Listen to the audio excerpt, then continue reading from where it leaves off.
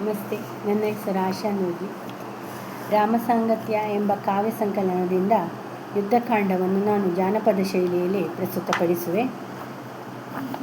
ರಚನೆ ಇಂದಿರಾ ಜಾನಕಿ ಎಸ್ ಶರ್ಮಾ. ಮುಂದುವರಿದ ಭಾಗ.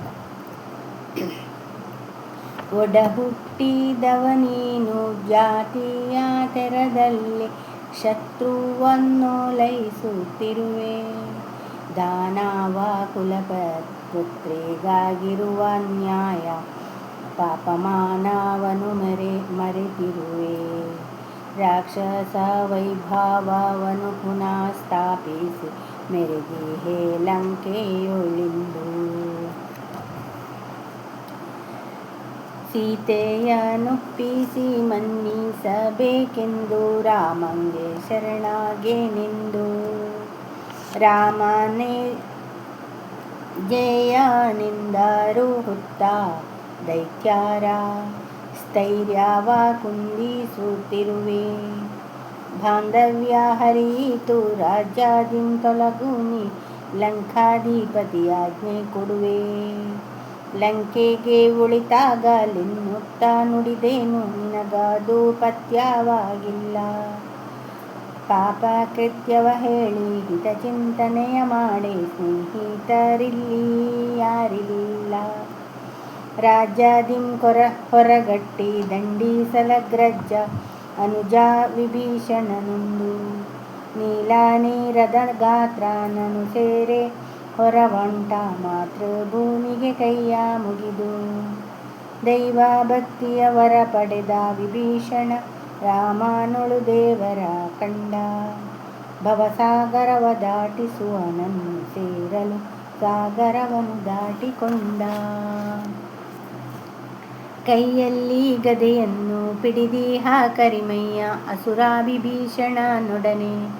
ಅನುಗತರಾಗಿಹ ನಾಲ್ವರ ಮಾತ್ಯರ ಅವಲೋಕಿಸಿತು ಕಪಿಸೇನೆ.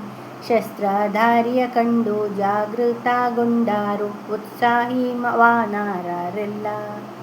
ಬಂದಿಹ ದೈತ್ಯನ ಸಂಹರಿಸುವನೆವೆಂದು ಸಿದ್ಧಗೊಂಡೆದ್ದರು ಮೆಲ್ಲ. ರಾಘವನೆದುರಲ್ಲಿ ವಂದಿಸಿಕೊಳ್ಳುತ್ತಾ ಭೇಟಿಯಾಗುವ ಇಚ್ಛೆಯಿಂದ. ರಾಮನಾಶ್ರಯ ಕೋರಿ ಬಂದಿಹವಿಲ್ಲಿಗೆ ಪ್ರತಿಭಟಿಸಲಿಲ್ಲವೆಂದ. ರಾಮನ ಸತಿಯನ್ನು ಕರೆದೊಪ್ಪಿಸೆನ್ನಲು ದಶಕಂದರನು ಕೋಪದಿಂದ. ರಾಜ್ಯದಿಂ ತೊಲಗಲು ಹೇಳಿದ ಸಲುವಾಗಿ ಸತಿಸುತರನು ಬಿಟ್ಟು ಬಂದೆ. ಅಣ್ಣನ ಕಾರ್ಯವನ್ನೊಪ್ಪಲಾಗದೆ ಬಂದೆ ಹಗೆತನದಿಂದಲ್ಲವೆಂದು. ಅಂತರಿಕ್ಷದಿ ನಿಂತು ನುಡಿದ ವಿಭೀಷಣ ರಾಮನ ಶರಣಾರ್ಥಿ ಎಂದು. ಶರಣು ಹೋಗಲು ಬಂದೆನೆನ್ನುವ ಮಾತಲ್ಲಿ ವಿಶ್ವಾಸವಿಡದ ಸುಗ್ರೀವ. ಆ ದಶಗ್ರೀವನ ಗೂಢಚಾರಂ ಈತ ಒಳಹೊಕ್ಕು ತೊಡಕನ್ನು ಗೈವ. ಕಾಪಟ್ಯದಿಂ ವೇಷ ಮರೆಮಾಚಿ ಬಂದಿಹ ವಾನರರನ್ನು ಸೇರೆ ಧನುಜ. ಹತ್ಯೆಗೈಯುವ ಹೊಂಚು ಹಾಕುವ ದ್ರೋಹಿಯ ವಧೆಗಾಜ್ಞೆ ಕೊಡಿರೆಂದು ರವಿಜ. ಕಪಿರಾಜನ ಮಾತನಾಲಿಸಿ ರಾಘವ ಕರೆಯುತ್ತ ವಾನರರನ್ನು. ಕೈಕಸ ಪುತ್ರನ ಸ್ವೀಕರಿಸುವ ಬಗ್ಗೆ ಕೇಳಿದನಭಿಮತವನ್ನು.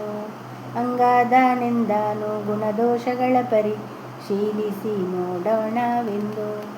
ಚಾರನ ನೇಮಿಸಿ ಸೂಕ್ಷ್ಮದಿಂದರಿಯೋಣ ಎಂದನು ಶರಭನು ಬಂದು. ದಶಮುಖನಿನ್ನೊಂದು ಮುಖವಾಗಿ ತಮ್ಮನು ಹಂಚಿಕೆಯಿಂದ ಬಂದಿಹನು.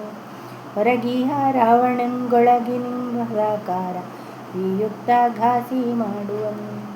ಅಣ್ಣನ ತರುವಾಯ ರಾಜ್ಯಾಧಿಕಾರದ ಹಿರಿದಾಸೆ ಹೊತ್ತುಕೊಂಡಿಹನು.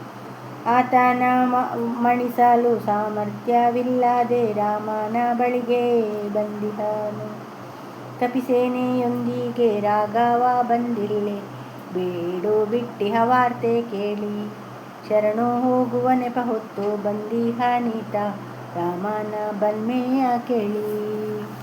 ಧನ್ಯವಾದಗಳು.